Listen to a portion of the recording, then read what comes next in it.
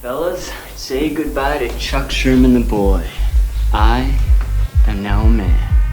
I highly recommend you join the club. We are doing the wild thing all night. Acid house music. Hey, what's up, everybody? This is Sherm. Sherman, I cooked all this food. Is that all you gonna eat? General Sherman realized and understood the importance of house music. So, do you know anything about techno? No. Listen. Get it on. Hello, everyone, and welcome back to another brand new episode of Sherm in the Booth. I'm, of course, your host, Sherm. Today is Wednesday, May 5th, 2021. This is episode 159, and we are branching outside of the music industry today and discussing something that we've all been missing, traveling. Now, you already know I've got the best guest possible for this topic on episode 159. My good friend Eli, the travel guy, and I did a live Instagram interview last week, and Eli gave us the lowdown on travel hacks and how to use credit card points and advantages to the absolute fullest. In episode 159, we discussed how Eli got into travel hacking. Eli and I were roommates when we studied abroad in Barcelona back in 2014. Needless to say, the travel bug hit us hard. After college, Eli started MVP International, a company dedicated to providing lifetime memories for athletes, coaches, and families through world-class sports trips. Since then, Eli has traveled all over the world and learned all the amazing ways to save money and earn points. We also discussed Eli's main 5 points of focus. He broke down his strategy and walked us through the steps he takes to ensure he's checking all the boxes. Step 1, optimize personal credit. Step 2, earn the right points. Step 3, maximize your points earnings. Step 4, redeem your points efficiently. And lastly, Step 5, automate and systemize. Big time stuff here, guys. We had an awesome conversation on managing your money. Something that myself and so many others I know struggle with is fully understanding personal finance. Eli provided some really valuable advice for topics like credit score, credit cards, checkings and savings, investments, and so much more. This portion is a must listen for anyone that's like me and wants to better understand how to manage your money. It is always so much fun connecting with Eli, and I'm extremely impressed by his vast knowledge on travel hacks and personal finance. Straight up, this guy knows his shit. Hit up Eli the Travel Guy if you have any questions as we slowly and safely return to global travel. Thanks for coming on, my guy, and without further ado, let's get into this right now. This is episode 159 with Eli the Travel Guy. Mr. Sherman, we're live. Yes, we are. Eli the Travel Guy. We just got two Barcelona guys just hanging out, having a little chit chat. Just a couple of guys with our beards and our hair and our eyebrows. Dude, Eli, I got so frustrated with my eyebrows recently because they were so thick. I was wearing my glasses and I was like, why has no one told me how thick my eyebrows are? And Maya goes, I have told you many times. Yeah, nice. That's a part-time job right there for you and me, just keeping up with these bad boys. Dude, you're telling me, I've been getting a haircut every 2 weeks since I moved to Chicago. My guy, Jose Luis, shout out to Van Buren Gentleman Salon. It's changed my life. Love it. I don't have to worry about my beard, my hair, and now I got the eyebrows taken care of. So it's a pretty luxurious lifestyle I have, right? Yeah, I need to. I might have to make that part of my travel routine and start plotting down places where I can check in and create a map for other people with the same situation. That's an app idea. Best barber in town. Yeah, that's not a bad move. You groom yourself? Oh yeah, man, this is all natural. Like most people, do you groom yourself? Who am I, the Prince of fucking Egypt? Dude, how are you, man? I have a professional groomer who travels with me. It's great. It's a good time. How's the dog sitting life going right now? It's good. So no more dogs for the time being until the next person pops up. But I had 2 back-to-back dog sits. It was epic, incredible. I think I told you this, but one of them is Shiba Inu. Shout out to you, David, if you're checking on this. But right now, with like all the craziness with Dogecoin and crypto, I was like walking this dog around Little Italy in San Diego, and everyone's like, "Is that the Dogecoin dog?" I'm like, "We're going to the moon." Like, me and this dog are taking off. No, it's not the. It's based off this dog. Awesome. Yeah, big time. That's awesome, man. Shout out to San Diego. I'm actually in Zionsville, Indiana right now. I'm at home for the week, so this is not my movie theater chair in Chicago, but there you go. Taking advantage of the parents' shitty Wi-Fi. That's why I'm in the basement, actually, Eli. It's like the only place. Does everybody on Earth experience their parents' bad Wi-Fi because like they just can't figure it out, can they? No, it's all good though. You're getting home. You're getting the Sherm parent nice home cooking. I know how the Sherms roll. It's a good situation. Yeah, dude. Mom's offered up. She's already gone grocery shopping twice. I got home Sunday night, and I'm like, what? Yeah. Why can't you just get it all in one run? I know. Well, that's my favorite part of going home too, because like so I'm traveling at times, so I'll go home, and then like if you're not living at home or you're not like that close to home when you do go home, it's like all right, we gotta do the whole thing. Like it's a different experience. So the whole thing. You're getting hooked. Yeah, that's definitely been a silver lining of the pandemic for me is I've come home and spent more time home than I ever have really since I moved to Chicago. So come home, work from here. My brother, he was living in Chicago, but he lived in a small apartment with his roommate, and they were working in there like right on top of each other, and they were like, we got to get the fuck out of here. Yeah, that's tough. We had the same thing. I mean, it's like a tough situation. Everyone's on top of each other. It makes me think of the apartment we were in Barcelona, for example, when we studied abroad. I have a lot of friends in Europe. Like when the lockdown first happened, you literally couldn't leave, and you have like families like 4 and 5 in like these tiny European like apartments. It's like, man, that is rough. You have like maybe 2 people working, kids doing school from home. It's like, that's tough. Anyone that's basically in their 20s and like doesn't have kids, this is probably like, it's been a tough thing for anybody. But I think it's like the ideal situation to be in, especially if you're not right out of school, because like the whole like partying phase, like it's not that big of a deal at this point. Yeah. Like everyone was probably kind of relieved, like on a Friday night you're on your couch for half it. Yeah. So I feel like it's like we were in an ideal spot for this to happen if you had to be in a position. I totally agree, man, and I think that's honestly just speaking from the heart. There's a lot of people just like who've been affected in different ways, but it's just so nice to finally be on the other side of this thing or getting on the other side of this thing. You see the CDC announcement today about no masks in public if you're vaccinated. And gosh, everything's coming a lot quicker than I thought. So I'm feeling really good and optimistic these days, man. Yeah, no, us too. I mean, I'm seeing the inside, like just the travel side, because the tour company rather than the other business with related to travel. I'm seeing a lot of the trends and like just staying, kind of keeping a pulse on the news and everything. So it's definitely going the right direction. It's slow progression, obviously. Yeah. Certain places are not. Hey, David, there you are. Okay. Hey, David. So shout out Goofy Latina. We were just talking about Yumi, the Shiba Inu that I got to walk through San Diego. So shout out to you again for that. David, that's a beautiful dog you got there. You must be making a killing off the original Dogecoin right now. He's actually in Colombia right now. So like, I also, when I'm getting travel updates and talking to people like that are in countries, overseas, like getting statuses on, hey, how actually is it on the ground there rather than just like relying on the media for everything. Yeah, but, of course. That's been good to see. Like a lot of places reopening. Colombia just went back into strict lockdown though, so they're locked down. Sweet, dude. Do you see who just hopped on? Rebecca Zattel. Yeah, Becky, what's going on? Becky, hello. Your 2 favorite guys on live right now. She probably is dying to request in right now. Oh yeah, I told her, I was like, Becky, you better bring some fire questions. Yeah, we need some fire questions. The questions are open, by the way, guys, for everybody who's tuning in, and thanks for tuning in. Eli, it is like just incredible. This isn't exactly a full circle moment because we've stayed friends throughout this entire thing, but it's just kind of cool. Years later, gosh, we've been sending right now. Actually, Eli, is when we'd be leaving abroad. I just saw one of our last time hop pictures from this time. What was it? How many years ago now was it? 6, 7? 7, yeah, it was 2014. That is crazy.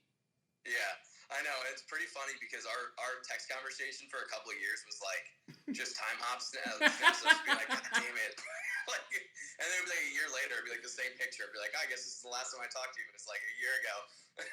It'd just be like a time hop of us in like Amsterdam or Berlin or whatever it was. Oh man, those are the days, bro. And it was just so special. We got to tell everybody how we met, of course. So I'll start and then you go, Eli. So I actually showed up a day late, if you remember, because the weather was so bad and I missed like orientation. And Eli and I were he was going to Lehigh in PA and I was at IU and we did this abroad program through IES, was it right? Yeah. Which which I would highly recommend because I took classes that weren't exactly that hard, and I got 400 and 500 level credits. So that was a good experience for me coming back. Anytime, just a little statement. Anytime the grades in the class are a P or an F, like that's a good idea. When Take you're it. Pass fail versus a letter grade, like Yes. sign up for that class. Yeah. Oh my gosh! But I remember just coming in, man, and it was so funny because we were the only roommates that didn't have like an RA living in the unit with us. Do you remember like the first few days we were like, is somebody in there? Like, is anybody coming in? Are they just not coming out of that room? Yeah, I forgot about that. That's so true. Yeah, there was one on our floor, and that was like supposed to be ours, but like didn't really. What was that guy's name? Jose, wasn't it? Yeah, I think so. Good guy. Great guy. Great guy. Great guy. Such a chill Spanish guy, but it was just so awesome, man, meeting you in that environment and just being so excited about life in our own way, and then really coming together on a shared passion of traveling. And short few weeks after that, we're into Germany, and then we went on so many more trips together. And gosh, it's special to be here talking to you right now, man, both pursuing our dreams. Yeah, it's fun. I mean, it's kind of cool. You said, in a sense, it's funny to see like that trip was really a pivotal point for both of us in terms of what we're doing, because I remember you were, up until sometimes 7 a.m, just like, maybe we'd gone out and you're coming back and you're just like jamming, DJing, and you were just hearing in our bedroom, we're just hearing like from the living room, just like, and just like, so like, that's a good beat, yeah. Slapping his MacBook. and for me, that was like, I traveled a little bit before that, but that was like, man, this is so cool. Like going to all these different places, seeing all the different cultures, and just like, being on a 2-hour flight and all of a sudden you're in a different country with like an entire different world. That was like huge travel bug moment for me. Same. Yeah, so I think for both of us, it's kind of funny that that's like an origin piece of like what we're both into now, It's incredible, man. It's just like, I don't know, it makes the world seem so much more special when you kind of like connect with people in random parts of the world that you just never know. And that's what makes life so beautiful and traveling so incredible, because expect the unexpected and you can't even predict. Absolutely. Yeah, the people are everything. People are everything for sure. People are everything, man. But I wanna before we start talking about all the travel hacks and stuff, man, I wanna know more about you. You just said, I know everything about you, but you just said like before you went abroad to Barcelona, you hadn't really traveled much. Where are you originally from? Yeah, so from Northern Virginia, just outside of DC. Grew up there, based my whole life, and I've lived there pretty much after school. Like you said, went to Lehigh in Pennsylvania. Mm-hmm. After that, I came back to Virginia, and basically since then was still building this international sports tour company. Yeah. And we're based in Virginia, but with COVID, our team started operating a little bit more remote. Our lease was up, and so right now I'm basically just full-time traveling. I don't have an apartment or have a home. I'm pretty much in a suitcase and just going place to place, enjoying that. So that's been the journey so far. But yeah, Virginia is definitely the roots. Virginia is the roots, man. And what was it like? Like your parents, are they travelers at all, or like did you go kind of on a whim to Barcelona? Was like that your first time of being like, I'm pushing myself over the edge, or were you always interested in it? Yeah, just the tip, yes, Jake. Just the tip. Homie just said just the tip. Yeah, I'm traveling on the summer. Need these tips. Yeah, Jake Short Drive. We'll definitely hook you up if you stay on. You're gonna hear a lot of really good stuff soon. But yeah, for me, it started. It's actually funny because the sports tour company we're doing, we take sports teams on trips overseas. Right. My first ever real international experience was playing on one of those as an athlete, and I went to the Dominican. Mm-hmm. And I remember being like, holy shit, this is crazy. Like seeing, the poverty and seeing the beautiful beaches and like getting to meet these kids, like blew my mind. So I remember after that, I was like, okay, I have 2 goals for college. One is to play Division I baseball, and one is to study abroad, which are immediately like conflicting goals. Yeah. So I only played baseball for a year and a half, which ended up being, obviously the initial goal was to play 4 years, didn't happen, which ended up being fine. I got to do a lot of cool stuff. Yeah. And one of them was, I was like, all right, now I get to go abroad. So that was awesome to get to do that. And I remember trying to pick the spot, and I was like, okay, I speak some Spanish. Like I was minoring in Spanish at the time. And I was like, oh, Barcelona or Spain would be great. And I was like, maybe I'll do Sevilla. And then people are like, oh, like Barcelona's cool, but like they speak Catalan. I'm like, not a big deal. We get there, we try to speak Spanish, like everyone's just speaking Catalan. I'm like, oh man, this is actually kind of tough. So, but yeah, that was definitely the draw. Was partially language, just wanted to have a unique experience, and then I think one of the coolest parts, like you said, was just meeting so many awesome people in the program, so many people we met like while traveling. That was awesome. Yeah, man. I mean, traveling abroad and studying abroad, as cliche as everybody says it is, about, I studied abroad in Barcelona. It's all you can talk about. If you go, it is all you can talk about because it's such an opposite experience. And like, and of course it's for people who are fortunate enough to do that. And I don't mean to downplay it, but like, it really is a life-changing experience. And it was for me. It made me fall in love with DJing and electronic music. It made me appreciate culture and socioeconomics and like literally I felt like I came back from that trip understanding life a little bit better. And I sound cliche, but it's the truth. There we go. Okay, we're good. I'm confident we're good now. Yeah, I don't know what happened. Somehow my account like automatically logged me out. I just had to reset my password. I don't know what happened, but that's why. And I logged back in, went into the tour company account, and was like, "This is the wrong one." Dude. So Instagram knows, Eli, that you're about to reveal some travel secrets, and they're like, "You can't let this shit out." I wanted to tell you guys. Yeah, shut them down. Yeah, Brian, I see you just joined Gabe. Like, you guys, Instagram doesn't want you guys to know these secrets, so I guess that's why I keep this off. But that's okay. We'll rock and roll. Where were we? We were talking about how cliche the sayings are from abroad, but it is all true. Absolutely, 100%. It's a life-changing experience, and I'll never forget those times, and it just kind of reshaped my perspective on the world and what you can do in life. And I feel like after that trip, you got the travel bug, and it's just been so cool watching you, Eli, over the years, being a true entrepreneur. I have a lot of friends that kind of have it's not a minimalistic lifestyle that I feel like you guys have, but you don't have a lot to your name, and that's fine with you guys, right? Entrepreneurs, you're saying? Not. No, like people who don't have like a lot of like items, and I mean, for lack of a better term, shit. I got a lot of shit. 100%, man. Yeah, and I see like Brian's on here. I don't know if he's still on.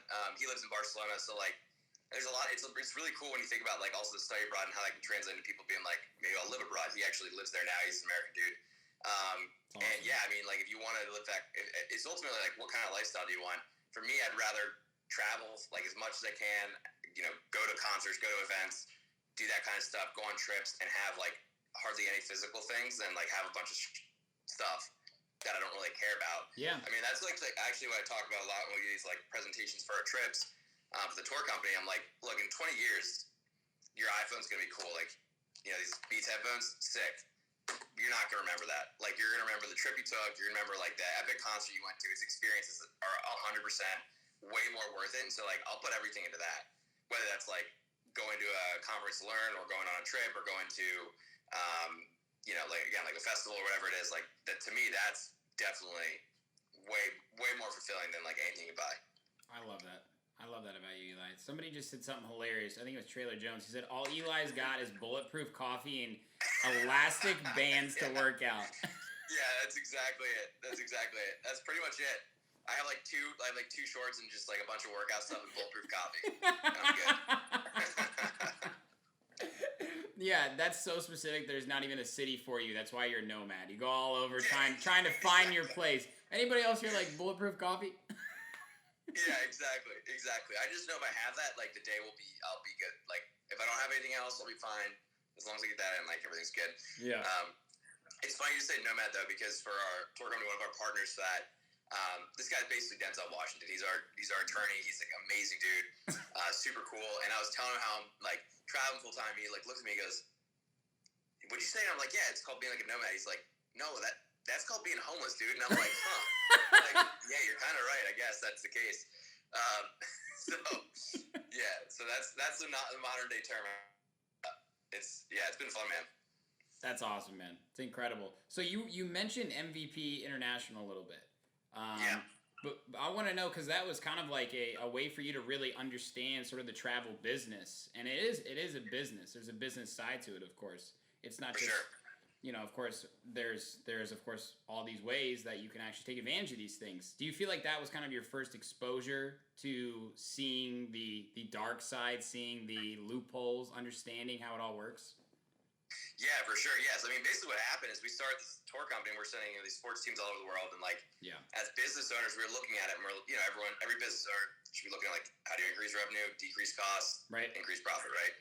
And so we're like, one of the big costs to us is travel. Because like we were sending a baseball team to Italy for 10 days and we'd go over and meet these people in person. It'd be like a $3,000 to $4,000 cost just for that. Yeah. And so like, maybe if we use this points thing, like we could save a little bit of money and increase profit margin. So that was like how I started to think about it. Yeah. And that would kind of pique my interest. And then I was like, wait, hold on. I kind of knew, I mean, everyone knew about points a little bit. Yeah, you hear about it. But then I was like, oh man, like maybe I could do this more for myself too. And so that's when I really personally got hooked, because like when I started out, I mean, I'm building a company. I was like driving Uber, working in a restaurant, doing baseball lessons, working in the store company, trying to make it all work. Yeah. And like there was no shot that I had like discretionary income to go travel. Like I probably could have chose a different career path out of college if I wanted to do that. Yeah. But at the time I just didn't. And so I was like, the points thing is like, well, I'm going to do it. And so that's how, for me, that's why I was like bought in enough to be like, I want to nerd out on this and really figure it out. And that was like kind of the initial start. And that was just like a deep, dark rabbit hole from there.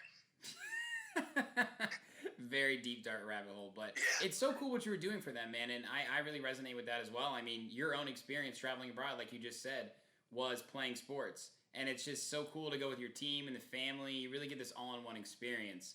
You made me kind of think of like when I first knew about credit cards when we were a little bit younger. I feel like your parents got you a credit card, or they had credit cards to build up, credit card actual like back end stuff, right? But now, I don't know if you know this. How long have like points like this been around you, like the credit card industry?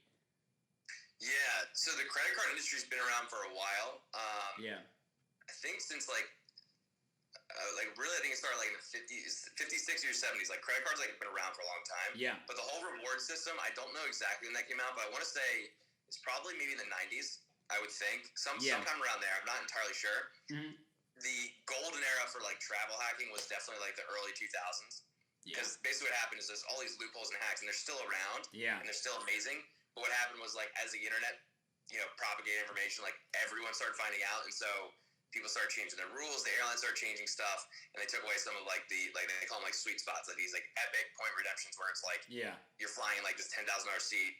I mean, you can still do that pretty easily. Yeah. But so that changed it. So I don't know initially. I got into it probably like 2015 a little bit, and I didn't really start to like fully dive into like 2017. So That's when I really went into it. After you graduated college, after you became pretty much fully independent. Yeah. Yeah.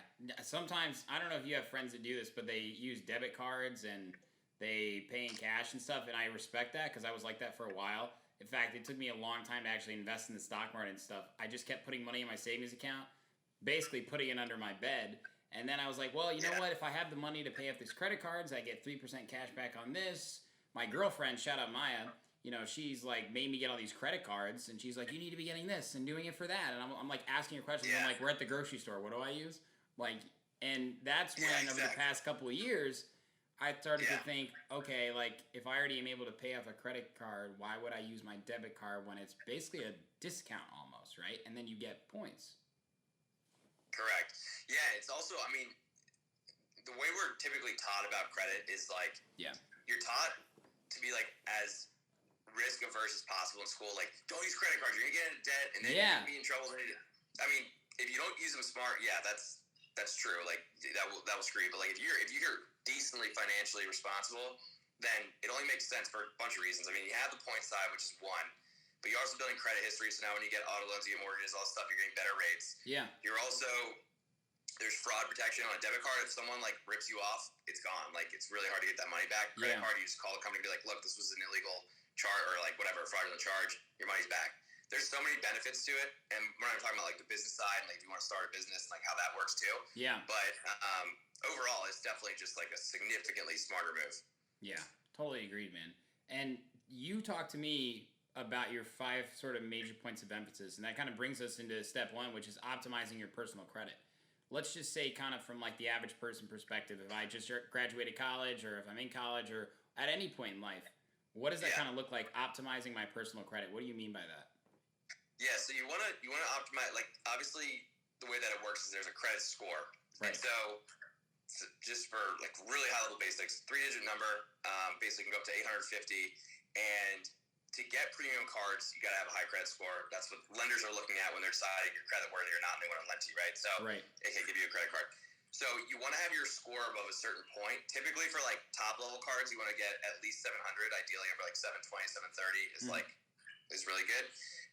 But one of the big things is a lot of people don't realize there's like multiple credit scores, and then there's multiple credit bureaus too. So like your credit score will vary, and the way it works is like if you apply for a card, that bank is going to decide, okay, we're going to maybe look at Equifax or Experian or TransUnion or sometimes a couple or all three. And your scores may vary based on which credit bureau you're on because each credit bureau collects different information on you. Okay. So all that to say, like you want to make sure you're checking the right score and actually seeing what the lenders are going to see. Yeah. Because what happens to a lot of people is they go onto like Credit Karma, which is a free credit score credit monitoring app, and they're going to see what's called a Vantage score. And so that's like there's two different scoring models used. Yeah. And the Vantage score is good to see what your score's at, but that's not the actual score that a credit card company's going to look at. They're going to look at what's called your FICO score. Gotcha. So anytime you want to check that, you have to either pay for it or be part of a service-related credit card that gives it to you. Okay. But that's the score you actually need to check because sometimes they vary a lot. Like some people will check Credit Karma and be like, I don't get why this actually happened to someone today and message me. I got denied for this card. I understand it. Like I have like a 725 and I'm like, where'd you check your score? I'm like Credit Karma. I'm like, check my FICO or credit check total, and I look at it, it's like a 670. I'm like, oh, that's why. So you want to make sure you're checking the right place first. Okay. That's number one. And then from there, there's basically 5 factors of credit. And the biggest one is payment history, so you really can't have late payments. And you want to build as much positive payments as you can. So that's another factor of why, again, having credit cards and having more cards slowly build over time will actually improve your score. So you have more on-time payments. So that helps improve your score a lot. And I could jump into kind of how that breakdown of all the factors if you want. Yeah. But I would say that's one. You want me to kind of get into a couple of these factors real quick? Whatever you think would be honestly most valuable, just from a high level perspective. Okay. Yeah. So we'll break them down. Payment history is number one. Getting as many on-time payments as you can will help the most. Right. And I'll talk about in a second how you can basically boost all of these areas with like a pretty quick hack. Number 2 is called utilization. So this is how much of the credit you are lended versus how much you borrow or how much you use, okay, on a monthly basis. So if you have 3 credit cards with a $10,000 limit, your total credit line is $30,000 across all your cards. Right. Maybe you use $3,000, so you're at 10%, which is really good. Right. So you want to be under 30% for that for sure, like to get approvals, and ideally under 10% if you want like the highest possible score. Okay. Okay. So that's number 2. That's utilization. And you got age of accounts. Now this is going to be the average age of all your credit accounts. So every credit cards, loans, all this stuff, average that out. That's your average age. Okay. And so this is the hardest one for young people to improve because if you're 21, you've had a card for 1 year, like your average age is 1. Like it's not very good. And you want it to be over 9, really. Like that's the goal. So again, I'll talk in a second on how you can kind of boost that as well. But that's the third aspect. Then you have credit mix, which is basically the different types of financing you have, whether it's loans, credit cards, personal loans, student loans, mortgages. So the more different types of credit that you've had and been like a good borrower with, the more your score is going to go up. Okay. And if you think about it logically, it kind of makes sense because like if you were lending someone money, you'd want to know like, have they borrowed money from other people? Have they paid it back on time? Have they done like a bunch of different deals and like been okay? So think of it logically like that. And then the last one is called new credit, or basically like how many inquiries you have. Okay. And so that's going to be like if you're applying for a bunch of stuff, you're going to get a bunch of inquiries on your report, which will hurt your score a little bit in the short term. It bounces back and it's the smallest factor of credit. So like a lot of people freak out. They're like, I have 2 cards and I don't want to open a third. Like I need to cancel one, right? It's like, no, it's the opposite. You should get more cards over time to build good credit. To actually have a perfect score, you need to have over 21 different credit accounts reporting to your report. Doesn't have to be just credit cards, but like across all credit, you need over 21 accounts. Yeah, so most people are thinking backwards because they're like, I'm going to get a new card. It's going to hurt my score, right? It's like you might get an inquiry. It might hurt your score a little bit for the short term, but in the long term, it's much better. Okay? And when you understand the 5 categories a little bit more, you can see it's pretty obvious. Like you're like, okay, I get a new card, so my utilization goes down, which is good. My payment history goes up, which is good. Right. My average age will go down a little bit, so that hurts a little bit. And my credit mix goes up, that's good. My new credit goes up a little bit, that's bad. So, but like if you know like how it's weighted, then it's like pretty obvious that a new card in most cases is going to help you. I'm so glad that I had you explain that. Actually, you just like great job, by the way. You're very good at explaining that. Yeah, glad that landed. So yeah, that's the breakdown. But here's the hack. So there's a thing where if people are young and they're starting out. And you talk about like your parents adding you. There's a thing called being an authorized user, which is also known as credit piggybacking. Yeah. And so basically, someone can add you to that card, And what's going to happen is the entire history from just that card, not their entire credit profile, just that card, is going to show up on your credit report and basically factor in like it's your card, right? So let's say you are brand new out of school, you're 23, and you have 1 year of credit history, and then your parent adds you to a card that has 20 years of history, and you have 2 cards. Now your average age is 10 years. So that goes up a lot, and then plus they may have hundreds of on-time payments from that card. Now it looks like you have hundreds of on-time payments. Plus, they have a high credit line, so if you use a little bit of your credit, your percentage of utilization goes down, so your score goes up. So that's a quick way to boost your score. And you can do a couple of those. You shouldn't do like a ton, but you can do a couple authorized users, and it's awesome. Now, and the other thing that happens is a lot of people will be really nervous to do this because they're like, well, my parents may not want to give it to me. Typically, what you just do is you say, hey, add me as an authorized user. Don't even give me the card. I don't even want to spend on it. Yeah. And it's a one-way street, so only what they do can impact you, good or bad. If they miss the payment, it's gonna screw you. Yeah. But nothing that you do can go back to them unless you like literally took the card and spent money. Then they would have to pay it off. But otherwise, people just add you, and there you go. Amazing. Yeah, it's big time, and that's a huge thing because like a lot of people can't get over certain hurdles of like their credit score, and they think it's gonna take 3 years. Yeah. You can do that and be up and running in like a month. So what if I'm a parent? How early should I start thinking about those sort of things in this day and age? If you're a parent? Yeah, if I'm a parent and I'm going to have kids, should I start thinking about getting them a credit card the day they're born? Is it sort of like the same idea as a college fund? Yeah, or how does that work? I think it depends on the card of how early you can add someone. But okay. Yeah, but like, so if you didn't add, like they don't need a credit score when they're 15. So if you add them when they turn 18, then it's all that history is still going to show up there. So it doesn't really matter. Okay, got it. What I would think about if I was a parent was I should really keep my oldest card open so that when my kid is 18, I have a card with 40 years of history, and I add him, and it's like his score's going to be skyrocketed. He's going to get better opportunities for everything. Do they have to be related to you, Eli? No. Okay. There's a business in this, too, where people will sell trade lines, is what it's called. Yep. Like, basically a credit account can be called a trade line. I think you're freezing up on me here. Keep going. I can hear you. Okay, you can hear me. So a credit account is called a trade line. So people will sell trade lines, too. Like, for example, a lot of people where they get stuck is they have high utilization, specifically business owners I talk to, because they start a business, they run everything through personal credit, and like, I had to buy this new thing like for my business, and I had to put it in my card, and now their utilization's at like 70%, 80%, and like that's really bad, and now they can't get new cards, and they're kind of stuck. So some people will go out and look for like a credit account they can add to their report, and some people will pay for it. I don't suggest doing that because usually you can just find someone in your personal network, or your family, and then that will fix a lot of the problems that are coming up for you. Beautiful, love it, and that was optimizing your personal credit, ladies and gentlemen. That's it. that's how you optimize. Awesome, man. I really heard you there. So next up, earn the right points, and this is something I was talking about earlier. Using a credit card for food and travel, using a credit card for everything else. What's your take on this point, which is something that I wish more people understood? Yeah, so I want to put it into context for you, compare it to something that most people can relate to. Okay. So you've been to Mexico, right? Of course. Yep. So you go there and like you get the money. I remember like when we were abroad, it felt like everything was fake money, anyways, right? But like, the denomination's crazy. Something might be in Mexican pesos, like or whatever the country is. Even like Japan, it's like really highly inflated. So something maybe like 100,000 for like $1, right? Right. So what happens with points is not all points are created equal, and they're not all worth the same. And so a lot of people don't know that. And so what they'll do is they'll just go out and be like, okay, this card has a 70,000 point offer, and this one has 120,000. So clearly, I'll take the 120,000 point offer. But it's like what you just basically did is said, I'll take 120,000 Mexican pesos over 70,000 US dollars, which is no one would ever do that. So it's maybe not that dramatic, but that's the same idea.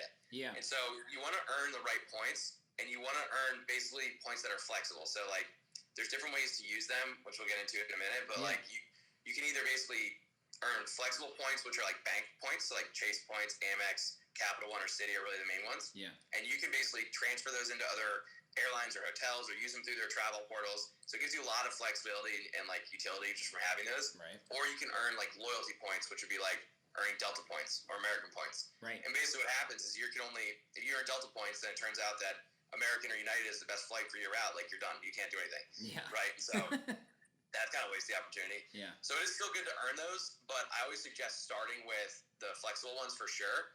And then also when you're going to like think about this, that's part of like what should really be in your mind for your overall strategy. Like what type of airline do you consistently fly? Like what hotels do you stay at? And really think about like earning those related to what's specifically most valuable for you. Okay. And think about that a little bit beforehand. Love that. That makes complete sense. Is it too early to talk about thinking about credit cards and airlines that use them? What do you mean? Like is it too early to... In your steps here, I mean, next one is maximize your points earnings. I feel like that kind of falls in that bucket. You just like, I guess it only sparked my mind because you said if I'm on a Delta, but I need to get an American, it doesn't really make sense to use that. Do you use multiple credit cards for different airlines? Oh yeah, for sure. And we can touch on that because the fourth step is to like efficiently redeem your points, and so that would be more on like how to use them. I like your steps. They all fall right in line with each other, don't they? There we go. Yeah, exactly. Okay. I'm sorry. So simple because it can get confusing for people if they don't have like a clear like what do I focus on. These are all kinds of different pillars. So maximizing your earnings. This one's probably the easiest part for people to understand, but it's pretty simple. There's two ways to earn. Well, really, two main ways to earn points: sign-up bonuses and then like called category bonuses or everyday spending. Right. So you open a card and it's going to give you a sign-up bonus saying, hey, when you spend $4,000 in the first 90 days, you're going to get 60,000 points. We all have seen these promotions. Right. And so there's certain cards you can get the sign-up bonus multiple times, certain banks where you can get multiple cards like with them and like maximize those. There's different rules for each bank. But essentially, you can optimize that and get a handful of those at any given time. Again, assuming you understand how credit works, which is part one, and do that, increase your credit score and get a ton of points and rack them up and basically get like thousands of dollars worth of travel just from sign-up bonuses alone very quickly. So that's like the fastest way to get a ton of points. Yeah. Now, part two is what you're talking about, maximizing, like really optimizing what kind of card you have based on your purchases. So if you go to grocery stores a lot, are you getting a card that gets 4x of groceries versus 1? Yeah. And are you earning the right points when you do that, right? So like if you had a card that got you 2x Delta points at a grocery store versus 4x Amex points, like you would look at, okay, the Amex points are more valuable and I'm getting 4 times versus 2 times of a less valuable currency. So you would think about that. And I try to keep that simple. I don't go too crazy on that. Some people get really nerdy on that stuff. I personally think that's where like I get into the line of like, this is way too much time for the benefit. Yeah. So I just like to have like as much of the baselines covered as possible, where I know like, okay, when I'm dining, I have like 2 cards, one business, one personal that I know I'm going to use. Yeah. If it's groceries, it's this or this, and it's pretty simple. Now the third way to earn a lot of points is through referral bonuses. And so like for certain cards, you can refer people, which is huge because like Chase Sapphire Preferred's a great card. You can get up to 75,000 points in a year for referring 5 people. So if you use Chase Sapphire points at like 2 cents a point, which is a normal way to use them, that's $1,500 worth of free travel you just got just from referring people. So insane. The referrals are pretty big too. Yeah, I mean for me that's a lot easier because like I'm obviously like promoting this whole thing, so like people are constantly asking me about cards. But if you have friends or family and like you're traveling and sharing it, like they're gonna ask, and then you can just basically earn a lot of points that way too. Eli, I told so many of my coworkers and friends that travel and stuff, like you end up being my day job in sales, you end up selling the things you're passionate about on accident. Like, why wouldn't you do this? I use this product and it's incredible. It's changed my life. You know, it's like the Flex Seal guy. Your fucking fish tank's blowing up? You kidding me? Use the Flex Seal. That's what I'm thinking, right? I'm like, you're going traveling, you didn't use your Chase Sapphire card? Use the card, right? And it's just like that. Exactly. Yeah. So I know exactly what you mean, though. But I could probably be kind of obnoxious to some people about like there are times where we've been out for dinner and like my friend pulls a debit card out and I'm like LeBron James like swatting like get that shit out of here, like what are you doing with that thing, like that's offensive. There's probably someone on here with a debit card who's just like listening, they're like is that bad? So I'm sorry, I don't mean to offend you if that's the case, but I get it. Like you mentioned in the beginning, like we get it, we do, but the fact of the matter is if you're not going to change your lifestyle based on the fact that you only are going to use a debit card, then you're only doing yourself a disservice. Correct. I mean, this is one of the things I love about how this all works. Like, if you're trying to learn a new skill that's like, well, maybe more like business, let's say. Yeah. Like let's call sales, right? And you're trying to sell, and like you're trying to learn how it goes. There's so many variables that are unknown where you're like, what went wrong here? Like, was it the person I was talking to? Was it the thing I'm selling? Was it the messaging? Was it my tone? Was it we didn't have a good enough relationship? there's all these factors that could be, and you're like, I don't know. With credit, it's not. It's like taxes. There's like a rule and there's a system. Yeah. And it just works. There's not like, oh, maybe like I'll sign up this card and maybe I'll get the points. It's like, no, this is like the rules. Like you get the points. Like they're gonna happen. Yeah. So it's not that complicated of a thing if you're willing to just figure it out. And like you said, like if you like to travel, then why wouldn't you spend a little bit of time to do that? Especially when you think about, let's say you were going to use your money from your job to travel. Yeah. That's after tax money. So really, if you were paying $2,000 for a trip, you're really not paying $2,000. You're really paying $2,000 plus the tax that you paid to get that money from your employer, right? So let's call it 25%. It's really like that trip is really $2,500. Points are non-taxable. So when you're using them, you're basically getting $2,500 worth of value because of that tax implication right there alone. So you start to do that, that adds up over time. And then what about if you save that $2,000 and you put it into the stock market that compounds at 9% a year? In 20 years, that $2,000 turns into a lot more just because you didn't have to use that for a trip. So you got to think about the bigger picture too, like just kind of working smart, not working hard. I didn't even think about that. Yeah. That's really smart. That's some what is it? Some Roth IRA shit? No, what's the one that you pulled out? You know what I'm talking about. Yeah, I know, dude. I'm not agree with IRAs, but yeah, I'm sorry. yeah. Oh, my mom just joined on here too. She knows. She doesn't agree with IRAs. She knows. Mindy. Hey, Hello, Mom. Mindy. How are you? Thanks for tuning in. Eli is absolutely crushing it right now, and that brings me to the next step, which is Eli. So the next step is use your points efficiently. So this is the trickiest part for sure. Yeah. But this is the part where the real money's made, because a lot of people that I know, like, they don't have a problem earning points. It's pretty easy. You can see a card with a bonus, get it, cool, you got points. But now you burn through them super fast, and you're out of points, and you're like, don't know what to do. You're like, I'm going to keep just signing up for all these cards. So how do you make them stretch further? So there's a couple things here, and this is one where we have to talk a lot longer on, but I want to keep it simple. Mm-hmm. So there's essentially, if you're looking at, like, let's talk about flying mostly. Yeah. If you're looking at flying, there's two ways to use points, really. You can use them, let's say you have, like, these transferable points, like the bank points I was mentioning, Chase, Citi, Amex, or American Express. You can go into their travel portal, and essentially what's going to happen is the price of the ticket is going to be like the price in points, just valued at 1 cent per point. So let's say a $300 ticket is going to cost 30,000 points. Okay. A $500 ticket, 50,000 points. So on and so forth. Right, gotcha. And so you're getting a 1 cent per point value. And basically this is what it's about. It's about getting how many more cents per point are you getting when you use your points. Now, airlines price things differently than with points than those like banks and credit card companies do. They have different ways to price it, where it's going to be based on like how far you're flying or the geographical zone you're flying in. So if you think about it, the price won't change based on the distance you're flying, but the price may change because of supply and demand on like the actual cash cost of the ticket. So what happens is, like, let's say this is a little graph here, the price stays flat on like to go from East Coast to West Coast or North America to Europe. Yeah. But the cash cost, as you get closer, is going to get more expensive. Mm-hmm. So now you might find like a $3,000 ticket because the cash cost is really high. Yeah. But because it's in a certain zone, it's like priced way differently. So that's how you get a ton of value. So like a practical example of this would be, I flew from LA to Miami in December in like American Airlines first class. It's like one of those lay flat seats. You get the lounge before, Nice. Suit free bags, like the champagne, the whole thing, right? It was $4,300 in cash. So you take person number one doesn't know anything about points. They're paying $4,300, which is crazy. I would never ever do that. No way. Person number two knows how to earn points but can't use them well. They would go through the Amex portal or whatever, and they would use them at 1 cent per point and get 430,000 points. So they would burn through a lot of points really fast. Like that's a lot. Yeah. But based on how I know how to like transfer these points and then find the right way to the airlines price them, it only cost me 30,000. So now when you think about that, it's like not only is it free, but for every one seat that most people are getting, I'm getting like 13 on that value. And at $4,000 value, that's like $50,000 difference between me and the person who doesn't know how to use points. If I were to do that consistently, like, not that I would be doing that every week, but that's how much it would play out if you like multiplied it out, right? Yeah. Wow.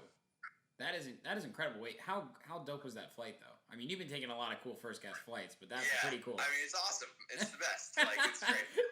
Like when you walk on the plane and like, there's the two segments and the flight attendant looks at your ticket and they're like, you go over here, you're like, hell yeah.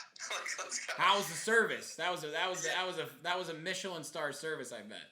Yeah, during COVID, they've restricted a lot, honestly, and the international carriers are way better. Like, you go on some of these, like, international ones, like Japan Airlines or, like, Lufthansa, and they're, like, I mean, they treat you amazing. Especially the Asian airlines treat you so nicely. Mm-hmm. The U.S. ones are still good, but they don't compete at that level. But the service is still great. I mean, like, I remember the first time, one of the first times I had a really long one, I flew from Dallas to Tokyo, like 3 years ago. Yeah. And it was like my second or third business class flight.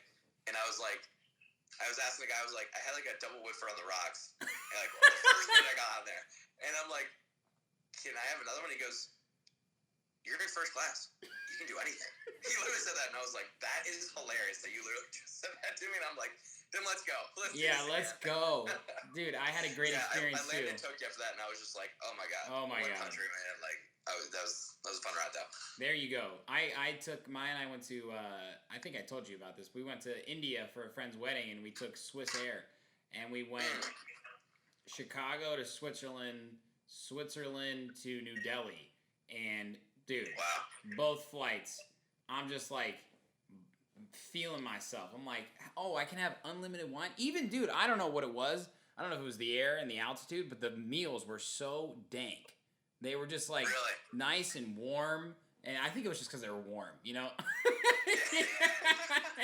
I'm so used to American Airlines. Shout out American Airlines, though. Sometimes a good experience. But I know exactly what you mean. And like, we're not, that's the thing I want people to understand is, yeah, saving money is great, but like the experience of traveling, if you're already going to do it, in my opinion, and obviously you just explained it, it just heightens the whole experience. Getting to and fro is what stops people from doing things in the first place a lot of the time. So if you already are going to do that, if you like traveling but don't like the traveling aspect, there's a reason that there's a luxury lifestyle for it. And you don't always have to be a millionaire in order to do that. Absolutely. Yeah, that's completely it. And I mean, like, for me, like, I look forward to the travel experience. Now it's like exciting. Like, I'm like, it's not like a hassle. It's like, let's go. Like, it's gonna be fun. I mean, that's just me, but I know a lot of people like that, where they're like, man, like I started flying first, whatever, on points, and like now I get excited to get on an airplane instead of being like, oh, like my back's gonna hurt and all this stuff. So it's just different. I mean, at the end of the day, like there's this whole underground points and miles community, just like there's for music and DJing, right? You're in the underground, Eli? Oh, I'm in the underground. Don't worry.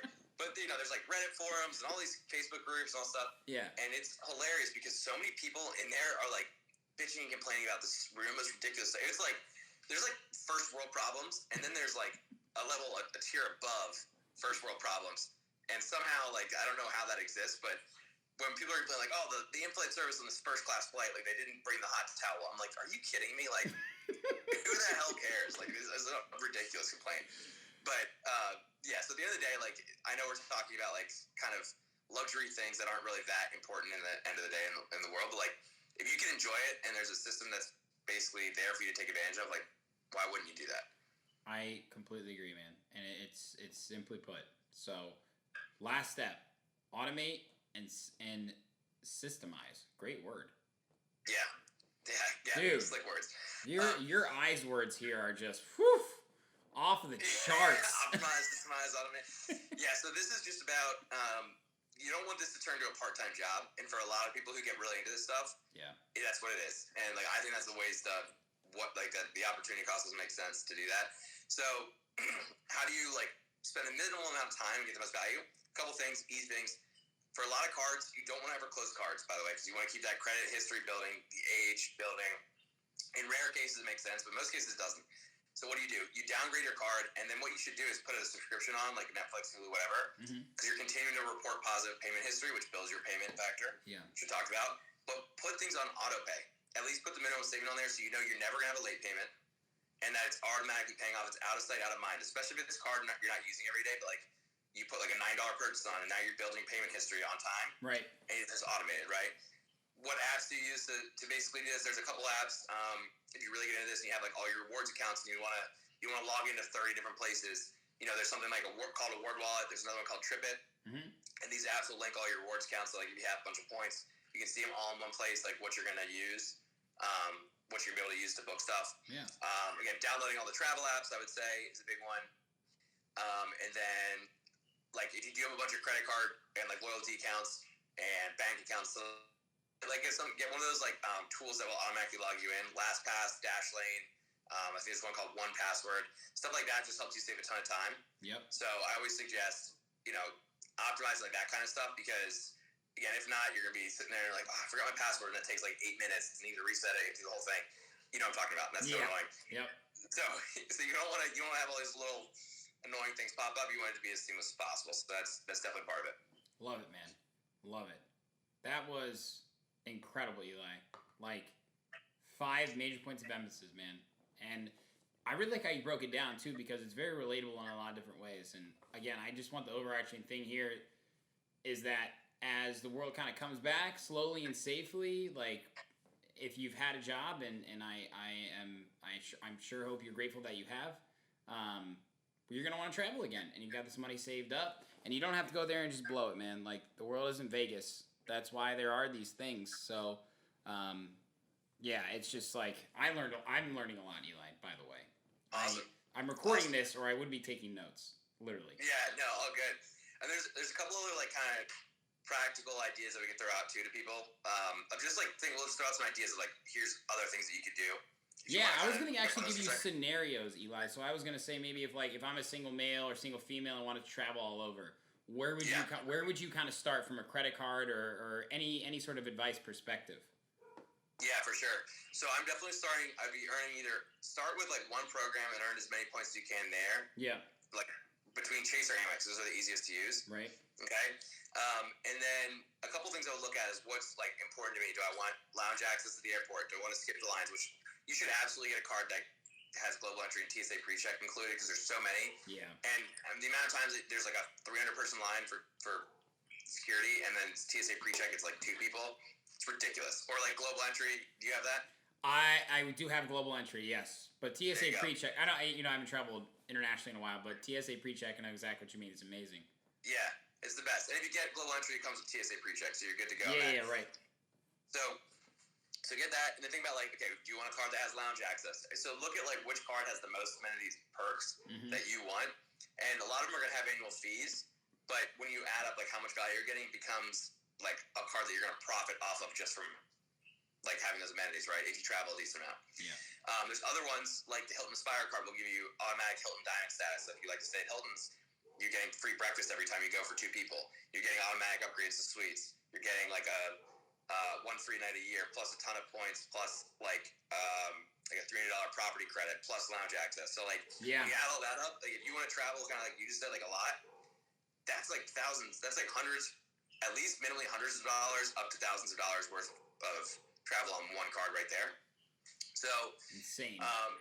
That's where I would kind of start. Is like figure out what's important to you. Look at the cards that have the perks that align well, and then earn as many of the flexible points as you can. Okay. Typically, for Amex, that's going to be like the best one if you have a decent credit score. It's going to be like the Amex Gold is a really good one. The Platinum's great, but it has a high annual fee, so it's a little bit over a lot of people's heads in terms of what they actually want. Yeah. But Amex Gold's really good, and on the Chase side, there's a lot of good Chase cards too. Chase Sapphire, Preferred or Reserve can both be really good, and I would definitely suggest like, if you want to go that route, I did both too. For any regular folk out there, I was on Preferred and then upgraded to Reserve, and it seems like a lot too for the initial annual fee. But the fact of the matter is, with Chase, you can make that money back pretty quickly. Again, going back into if I'm already going to be spending that, I remember with the Preferred, Eli, I had to buy a laptop, and I got the credit card before and spent $4,000 or whatever it is. I can't remember, and got all those points.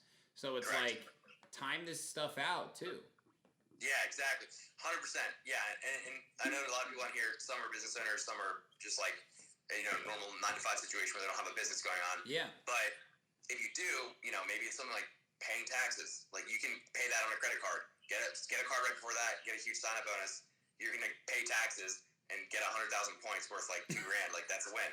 That is a hack right there, baby. Yeah, there's all sorts of stuff like that where if you strategize a little bit before and put some thinking into it, it's like, absolutely no-brainer. And also one of the other great ways to earn a ton of cards. Business cards have some of the best sign-up bonuses and just rewards overall. But a lot of people are like, I can't get a business card. I don't have a business. Well, technically, you can have a business as a sole proprietor. You don't have to set up an LLC. You don't have to go through all this like paperwork and the whole process. And maybe you flip something on Facebook Marketplace, or maybe you mowed a lawn, or maybe you babysat for someone and got $20. Technically, you're a business. Technically, you could get a business credit card for that.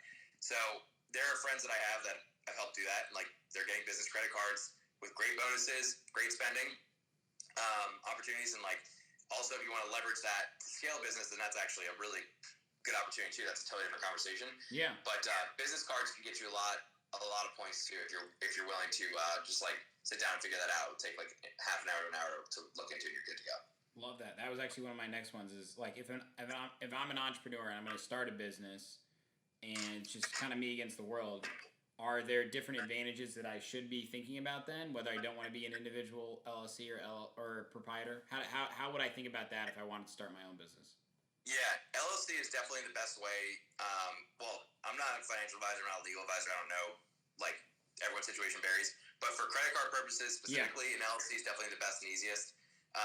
It's a legit business structure. If you're a sole proprietor, it can be a little bit harder to get cards because you just don't look as serious in the eyes of a bank, and they want serious clientele. So I would always go that route. Even if you're thinking about starting a business, like in a year or 2 years, get the LLC now, because what becomes really important with business credit is called getting like age on your LLC. So if you have an LLC that's 2 years or older, getting credit cards is a lot easier. Getting higher credit lines is a lot easier than if it's like a month old or 3 months old. Right. So that's one thing. Number two is like if you're starting something out, you should think about like how do I want to grow this thing? Because there's really like in my eyes, there's 5 ways you can fund a business. You can either use your own money. You can go get a loan. Yep. You can go get like an equity partner who's going to put money in. Yep. You can basically wait until your company generates revenue to start to scale, which is just, I mean, it's a smart way to do it in some ways, but it's really slow. Yeah, I was going to say, how do you make money? Or you get business credit cards. Go ahead. I was going to say, like, you got to spend money to make money if you're a businessman, right? To some degree, yeah. You need capital from somewhere. So out of those, like, you can either give up part of your company, you can take on a loan, you can do all this stuff, but business credit cards can get you the most capital, most cash at 0% interest sometimes, which is really good because normally there's an interest rate where you're paying more money over time. Yeah. And you can use that. So that is like bar none the fastest way to start and scale. Most people don't really know about that. But if you're in a position where you have an idea and like you're willing to better yourself, then that would definitely be the way to go. Okay. So what if I'm married? Is there an advantage to either being married from a credit card perspective, or should one person be using one to use on certain things or one on another? What's your perspective there? Yeah, that's a really good question. So when you're married, that is an advantage. Yeah. And so basically what you want to do, there's advantage for 2 reasons. Number one, both of you guys can get each card, so you each get these bonuses, right? Okay. And then a lot of cards that have referrals, like let's say, you were married, you would get the points, you would get the sign-up bonus, then you refer your wife, and now you get the referral for her, and then she gets the bonus too. So you're adding those in. So that's a huge perk. Now, a lot of times it doesn't make sense to keep both cards open after you get the bonus. So like, let's say you and your wife you each got the Chase Sapphire Preferred, and you both got the bonus. Yeah. And now like you both kind of have this card that has an annual fee. One of you would just downgrade it to a no-fee card, so you're not paying the annual fee, but you keep the credit line open. And then one of you would actually keep the card open. And then basically you could either add her as an authorized user, or you could just both spend on that actual card. And that's the smarter way to do it. A lot of people will be like, oh, we'll just all use the same cards. Like, if you do that, you can do that, but you're going to typically miss on the opportunity to get a sign-up bonus for 2 people, which is great. Like, why wouldn't you want double the amount? So true. So true. And I guess, like, on top of that, is there any advantages if I'm thinking about one person's? Because, like, in marriage, we all sort of have our own lifestyle individually, too, right? Like, there's no reason to not get your own credit card for certain purchases and the other person have that as well. Is that kind of what you mean by not all sharing one credit card? Yeah. I mean, I'm talking strictly from points, like, perspective. It makes sense to get both of you get the sign-up bonus. Yeah. And then decide if you want to have separate credit cards or use one together, become, like, an authorized user, so you're both in the same account. How you want to split that is obviously up to like you said, left to the couple, like, whatever the agreement is on that. I mean, that varies definitely. Couple to couple. Most definitely. Yeah. How many credit cards do you have right now? Wow. How many do you think? I'm curious to know what you think. 10. 23. What? Yeah. Here, actually, stay on 1 second. Yeah. Oh my God. Is it like gold plated or something? What do you keep these in?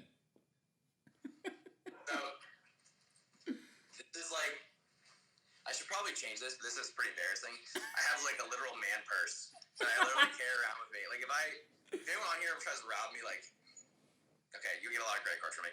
But I basically have this like thing, so I couldn't find anything that could hold all these cards. And so these are all my cards.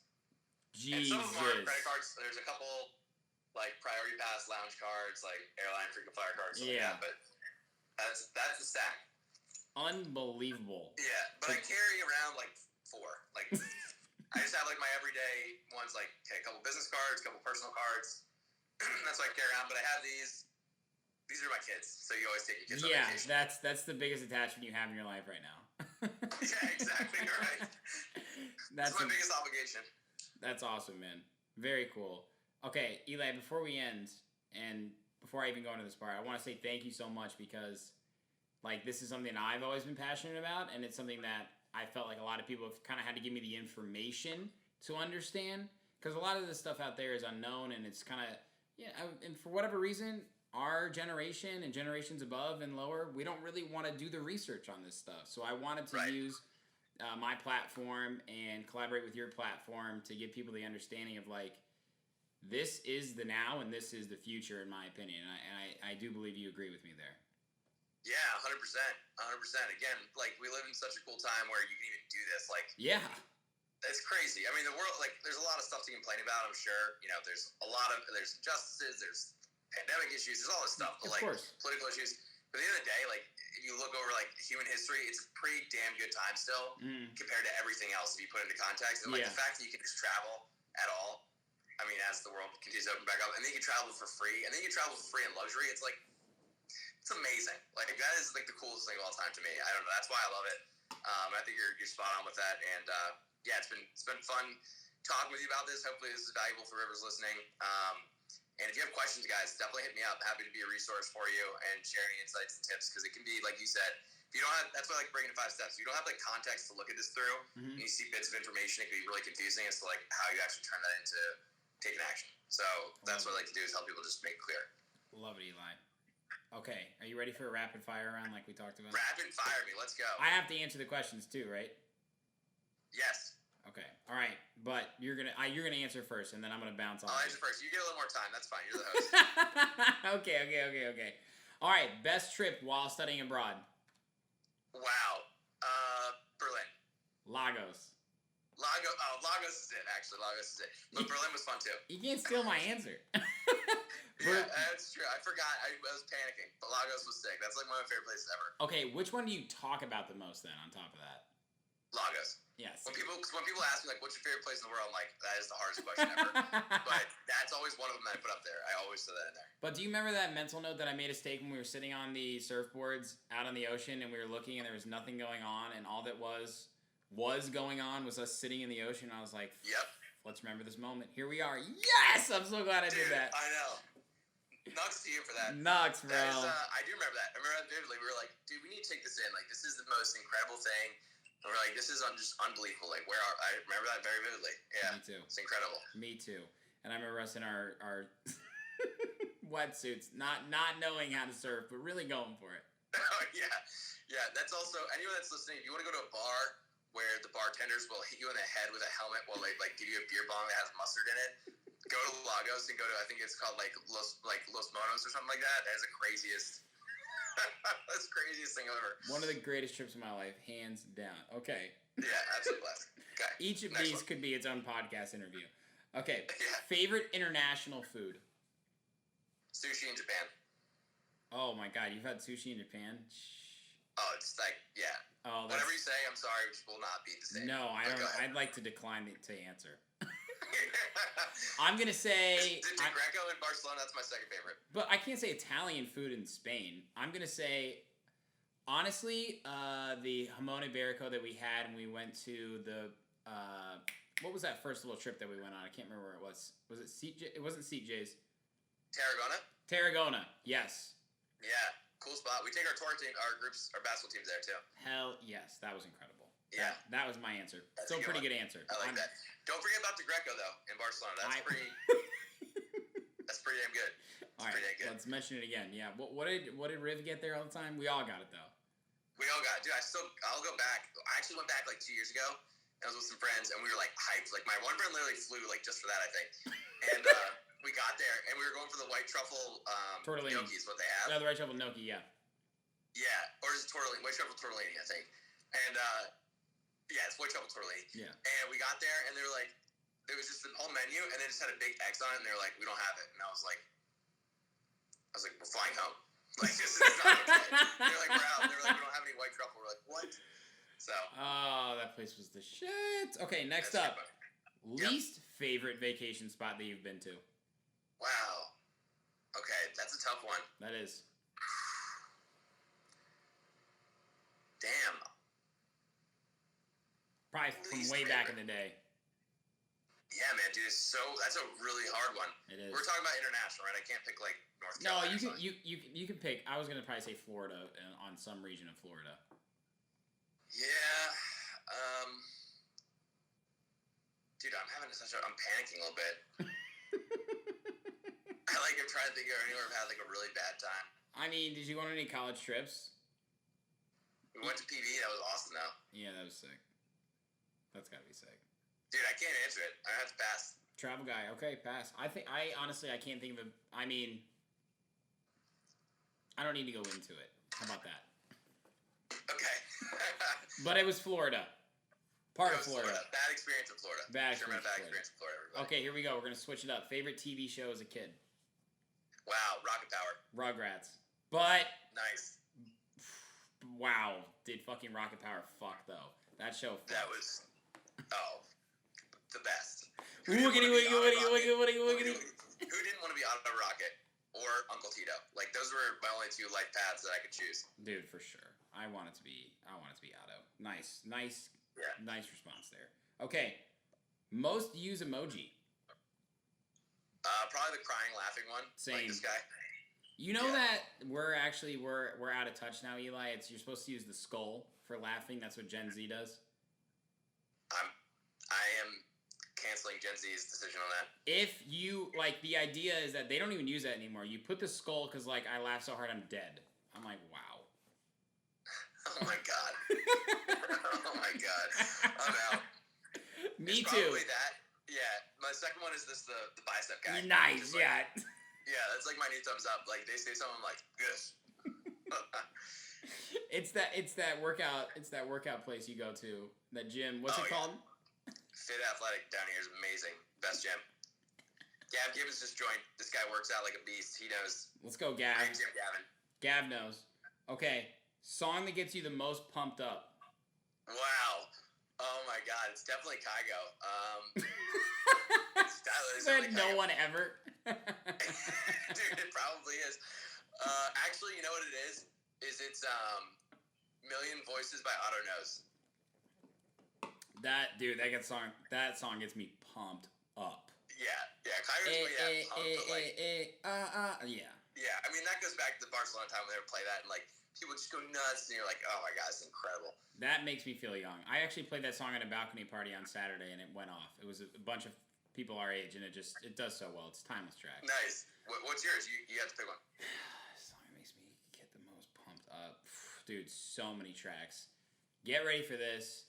X gonna give it to you, DMX, and that's not just recently because of R.I.P. DMX, but back in college seriously. We used to, dude, and it just keeps coming back up. People will randomly request it, and I'm like, yeah, good request. Yeah, good request. Yeah, I'm in.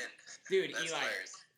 quick story, really quick. So my first DJ gig back was a few weeks ago in a hotel lobby, okay, at the W on Lakeshore Drive in Chicago. It's a casual disco house vibe, nothing crazy, you know what I mean? It's just like lounge. People are mostly tourists, they're coming in and out. I don't have to really entertain. I get unlimited old fashions and dank appetizers for free. That's why I go, and I get paid. But it was the day after DMX had died, and it was the end of the night, and the bar was crowded. I'm like, what is going on here? Place is kind of popping. This is my first gig back. So I put on Rough Riders anthem, dude, and I started bringing the volume down. You know what I mean? To let people go crazy. And it was stop.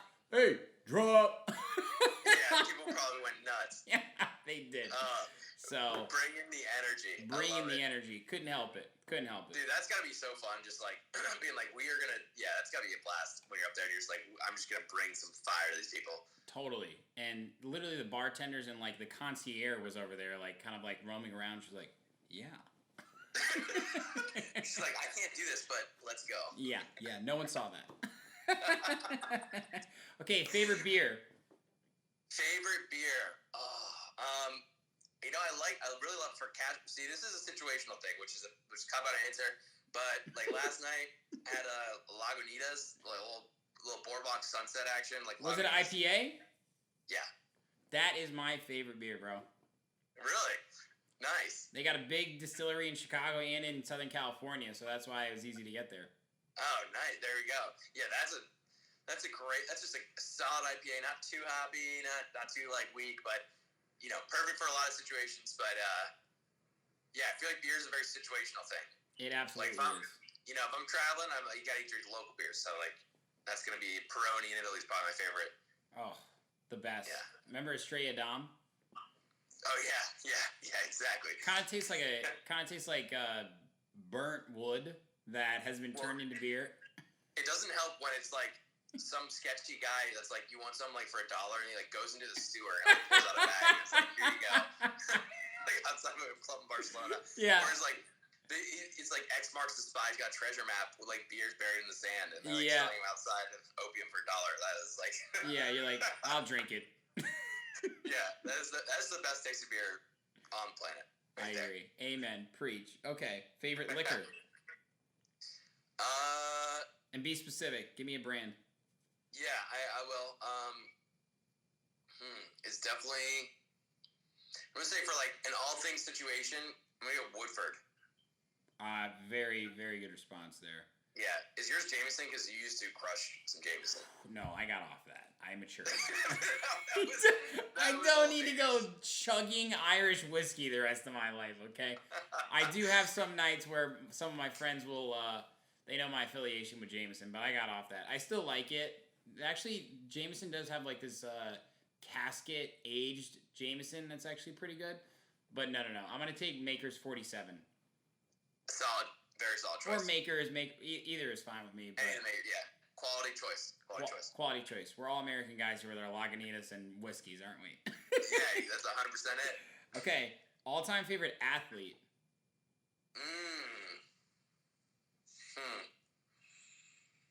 Wow. Okay, that's a really good one. I'm good at this. Yeah, I'm gonna throw out. Okay, I'm gonna give you two. Okay. One is like kind of an athlete, but kind of an inspirational story. Louis Zamperini, the book Unbroken, the movie Unbroken. Oh yeah. The guy used to be a track runner that went into World War II. Ship went down, floated for like 37 days. That is the coolest story.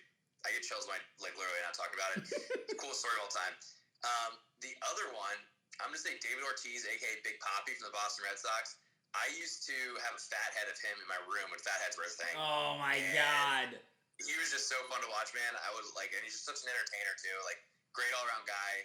Would kill it. I was a big Red Sox fan before the Nats moved to DC. So those are mine. What do you got? Great answers. Jesus. I feel like I have to say Reggie Miller. Just being a big Pacers fan my whole life. Yeah, and I mean, he's he put the Indiana Pacers on the map for a long period of time. I mean, he was a major factor in the Last Dance documentary about Michael Jordan and the Bulls. I don't know if you saw that. True. That was a cool documentary too. That was awesome. It was, and I was like pumped. I was like, yes, somebody's talking about the Pacers, small market team. Let's go. Let's go. So that was a big moment for me. Okay, next up. Yeah. Favorite day of the week. This is something I really want to know your answer to.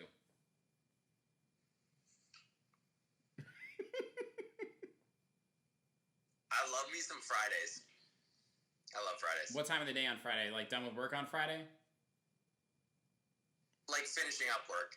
Yeah. So I genuinely, I like what I'm doing, so like I enjoy it. Mm-hmm. But then there's also a feeling like you have like satisfaction of like you had a good week, and then you know that the weekend's right there, and you're about to do something fun. Like that's good. That's a good combo of feelings right there. That is. So I like Fridays, but it's not like, oh, thank God the week's over. Like it's not really. It's more just like, I don't know. It's just good vibes always on Fridays. I think Friday is probably the best answer to this, but if I really thought about it, I really enjoy Thursdays because then I know the next day is Friday and the weekend's guaranteed. You know what I mean? Like Friday might have ruined my week for all I know. You know what I mean? So it's like if I get in the mindset Thursday of the weekend's coming, nothing can stop me on Friday. Like nothing can stop me. All right, let's throw it back though. Favorite day of the week. This one's back to you. Favorite day of the week when we were studying abroad, because there were some different days and they meant different things. Oh my god. Fuck. I'd probably say Thursday again because I had Thursdays. Yeah, Thursdays because I had Thursday was Soutone, right? Thursdays, Wednesdays was Soutone, but Thursdays was like go out, and then Friday I feel like we didn't have class, so it'd be like Thursday you go out and stay up till 5, and then go to the airport at 7. That's always what I tell people. Like, what was your abroad experience? I was like, I'd pack my backpack before we come back from the club at 7 a.m. I'd literally just put my backpack on and we'd get in a car and go to the airport, and then I'd buy a liter of Jameson. What a time. At the duty free. You know what? If it wasn't tax free and the real Jew in me comes out when I see no tax, like on a big bottle of Jameson, come on. I'm hooked. Just the justification you need. You're like, it's a good deal. What? Am I going to pass on that? It's a good deal. It's a good deal. Jesus. Okay, what about you gonna say Thursday then in that question? They're 100% Thursdays, yeah. Okay. Dawn or dusk? Dusk. Yeah, gotta be. I am a morning person though. Yeah, see, I don't have that in me. I try, and every time I'm like, I'm gonna get up and see the sun. Like I was in Florida, I was in Miami. I was at like an awesome hotel looking at the water. I was like, I'm gonna watch the sunrise tomorrow. Didn't happen. I like the sun going down too, because then it's going into the night. Yeah, like I like that. I'm a sunset guy over sunrise guy. I'm a sunset guy too. Okay, we got one in common. Okay, ready? Say a word in Spanish. First thing that comes to your head. Hospital clinic. For sure. Let's do it on 3 at the same time in our best train station voice we can. Ready? 3, 2, 1. Hospital clinic. Dude, you're so much better than me. That was great.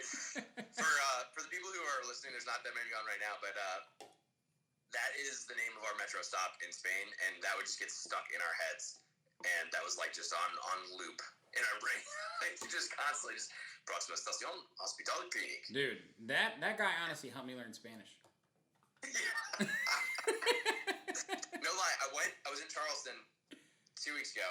Went to dinner, awesome spot, it's an Italian spot, and you go to the bathroom, and there was literally, like, instead of music, it was like Spanish lessons happening in the bathroom, like on the audio.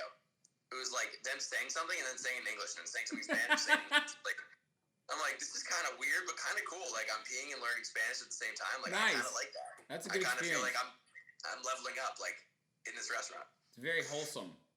Yeah, exactly. Okay, ready? Climb a mountain or jump from a plane?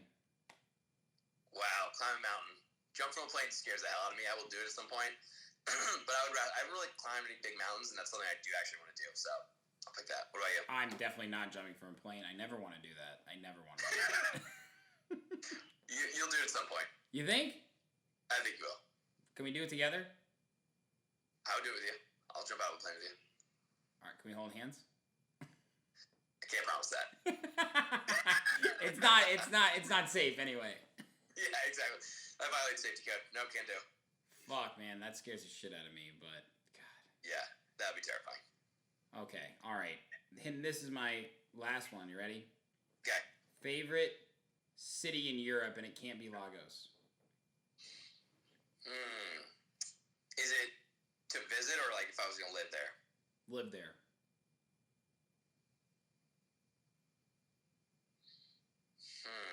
I think I might go Barcelona, man. Yeah. It's a vibe. It's so cool. It's like a good mix of everything. It's like Spanish, kind of like San Diego here, kind of like LA, kind of like European. I would pick that, or I think this a lot. I really like Munich, but I don't know if I would want to live there year round. But I just like Munich for some reason. I really like it. That would be so funny if you lived in Munich. Really cool. It's nice. What's that? If you lived in Munich, that would be so funny. Yeah, it would be hilarious. But if I don't speak any German, like I know a few people there, but I love Bavaria, Germany. Like it's so cool. Juan Ricardo, we love. Like, Alps close by. It's amazing. Yes, we have somebody who loves Barcelona too. We love Barcelona. Yeah, there you go. Amazing. Yeah, that's it. I think I'd have to say Barcelona too to live there, but if I wasn't allowed to say that, bro, I don't know. I might just be like, go to Paris and just crush it. Just see what happens. Paris would be cool. I think Paris is. I mean, a lot of people it's funny. Paris is one of those polarizing ones. People are like, I love Paris. Like, I hate Paris. Yeah. That's what I found about it. But I was very pleasantly surprised. I was like not that excited to go when I was going for the first time. I was like, I'm a single dude that's 24. Like, how cool is this going to be? And I got there and I was like, wow, this is epic. This is so sick. I think living there would be really cool. I know a few people who've lived there. I think it's definitely a hard place to like really adapt and get immersed in, like culturally, but it'd be sick. There's actually one other one that I would throw out. It's actually not Amsterdam, but it's a town right next to it called Harlem. Like not New York, but it's Harlem. Small town, really cool because you have like the Dutch vibe, like small little, like small walking area, like the downtown city center. You're close to downtown Amsterdam, but you're not in like the crazy area where it's just like too much going on. Awesome people, just good lifestyle. Like that's actually that's like a top one, and I think Dutch people are fun to hang out with and like They easy are. English. Yeah, Dutch people are cool. So I would potentially pick that too, but that's like a more of a quieter move. So maybe later in life. Maybe retirement after Munich. Yeah, after Munich. After a couple Oktoberfests, you go to Harlem. Yeah, of course, man. God, Yeah. This interview could go on forever, couldn't it? Oh yeah, 100%. Eli, this has been so much fun, man. Thank you for making the time. I know you're off to the next place here soon, and it's just so great connecting with you on a consistent basis, man. I can't wait for everybody that tuned in, that listened to this. Thank you. We're going to have this shared again soon, and we're going to let the people know how easy it is to save money when traveling. Absolutely. Yeah, again, if you have questions, if you're watching this, hit me up, reach out, hit us on social, whatever you want to do. Be happy to help you out however we can. And yeah, Sherm, thank you, man. This is awesome. And what you're doing is incredible just with the platform and like your commitment to it over a long time too. I think that's the cool thing. Like some people start stuff and stop and then they change 10 times. And like you've been doing this consistently for years. Like and it shows. So thank you, man. It's fun coming on here. And dude, we're going to link soon. It'll be cool to meet you in person again. Yes, man. Like I said, you got a spot in Chicago anytime you need. Hell yeah. Eli, have a good one, my man. All right. You too. See you guys. See you, brother. Bye. Hey, what's up? And thanks for watching that video. You looking for more content now? I got your back. Go to my YouTube channel right now, hit that subscribe button, and make sure you turn on all notifications so you never miss any upcoming exclusive artist interviews, Sherman the Booth clips, new music, live sets, and more. This is your one-stop shop for everything electronic music. Cheers.